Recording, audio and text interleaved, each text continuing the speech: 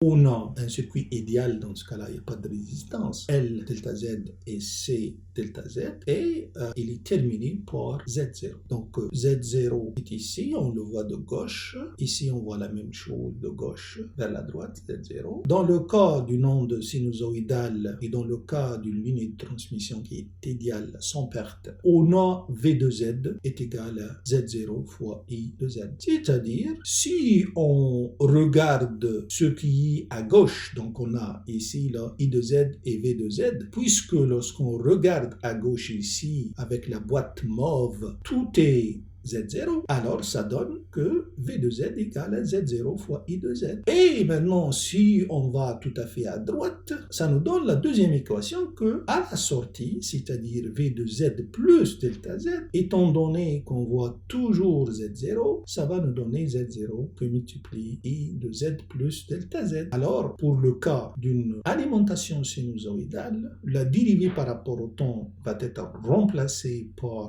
J oméga. On regarde ce circuit électrique très simple, ça va nous donner une impédance caractéristique qui est la suivante. En faisant un petit algèbre, on va se trouver avec cette équation-là. C'est une équation de second degré. Si on la résout en mettant delta Z vers 0, qu'est-ce que ça veut dire delta Z vers 0? C'est-à-dire on a une infinité de segments delta Z et chaque delta Z est tellement petit que ça converge vers 0. Donc si on cherche la limite par rapport à 0, ça va donner Z0 au carré moins LC égale à 0 parce que le terme qui est au milieu, il va être écrasé. Alors ça donne que Z0 égale racine de L sur C. C'est l'impédance caractéristique dans le cas idéal et dans le cas d'une alimentation sinusoïdale. Par contre, dans le cas général, on ne peut pas se permettre de remplacer la dérivée par rapport au temps par J oméga. Non, on doit la laisser telle qu'elle est, donc la dérivation par rapport au temps. Ce qui nous donne la première équation, puis après, en faisant une petite gymnastique d'algèbre, on va se trouver avec cette équation-là. Pour delta Z qui tend vers 0, c'est-à-dire on a une limite de transmission qui est infinie, avec des petits bouts delta Z, ça nous amène à cette équation qui est la dérivation par rapport à l'espace du côté gauche et la dérivation par rapport au temps du côté droit. Et l'effet, c'est l'effet inductif et d'éclair. Pour l'autre côté, on se trouve de la même façon avec I et V de ZT, donc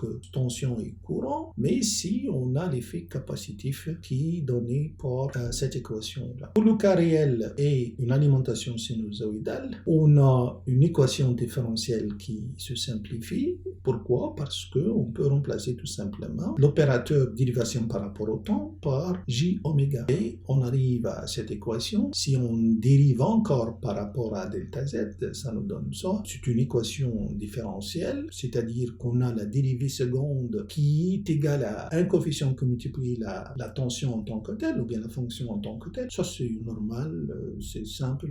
La solution va être sinusoïdale. Donc, c'est une équation différentielle très connue. La dérivée seconde de la chose est égale à un coefficient qui multiplie la fonction en tant que telle. Ça va nous donner une forme sinusoïdale ou bien exponentielle, puisqu'on est dans le cas complexe. Et l'onde, elle peut se propager en avant comme elle peut se propager en arrière. Donc, on a moins gamma Z sur l'exponentielle et un autre exponentiel avec plus gamma Z. Donc, on a une propagation comme ça, une propagation comme ça pour le courant et pour la tension. Avec ces caractéristiques-là, l'impédance caractéristique dans ce cas, c'est une grandeur complexe qui est égale à racine de R plus J L oméga divisé par G plus J C oméga. Pour une ligne sans perte, c'est-à-dire R égale à 0, G égale à 0, il n'y a pas de résistance. Le gamma, c'est le facteur de propagation, on le trouve à l'intérieur de l'exponentielle, c'est-à-dire à l'intérieur du sinus. L'exponentielle n'est autre que la forme complexe d'un sinus. Alors le gamma égale à alpha plus G bêta. Alors, un exponentiel avec J bêta, ça c'est un sinus. Exponentiel de alpha, ça c'est une atténuation, par exemple une courbe comme ça. Donc, au lieu d'avoir une propagation comme ça, on peut avoir une propagation où le sinus est atténué avec le facteur alpha. Parce que le alpha, lorsqu'il est dans l'exponentiel, ça donne une atténuation. Pour le cas de sans perte, le alpha est égal à 0 parce qu'il n'y a pas de résistance, il n'y a pas d'atténuation. Alors, le bêta égale à oméga racine de LC et V est égal à oméga sur bêta, c'est-à-dire la vitesse de propagation est 1 sur racine de LC, c'est mètres par seconde, c'est une vitesse. Le Z0, qui a la forme générale que vous voyez à gauche, dans le cas particulier où il n'y a pas de perte, c'est-à-dire R égale à 0, G égale à 0, c'est racine de LC, on appelle ça R0 et c'est en ohm.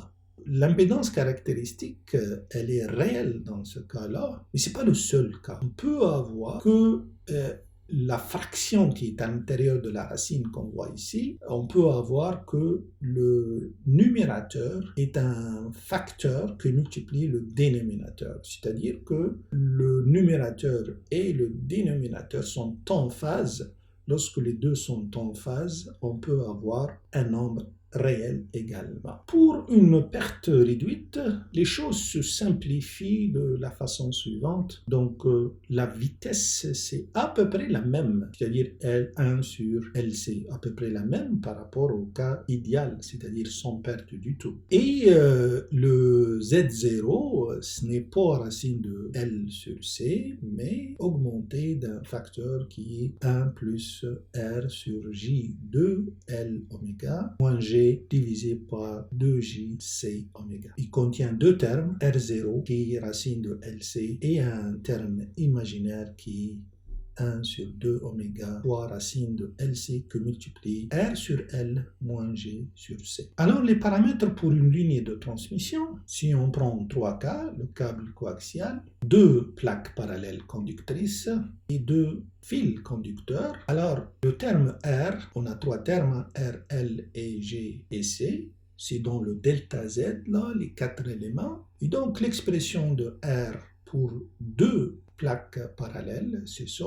L'expression de L, c'est ça. Avec W, c'est la taille de la plaque, c'est la largeur des 2 plaques conductrices. Hein. Et le J et le G, c'est ça. Et le C, c'est ça. Bien sûr, pour les autres lignes de transmission, on a une autre forme. Par exemple, 2 fils conducteurs, on a cette forme-là. Et pour le L, cette forme-là. Et pour le G, cette forme-là, et pour le C, cette forme-là. Pour le câble coaxial, qui a en fait qui a 2 rayons, hein, un rayon A et un rayon B, on a des paramètres suivants, en suivant la même analyse. Donc avec ça, on peut modéliser une ligne de transmission.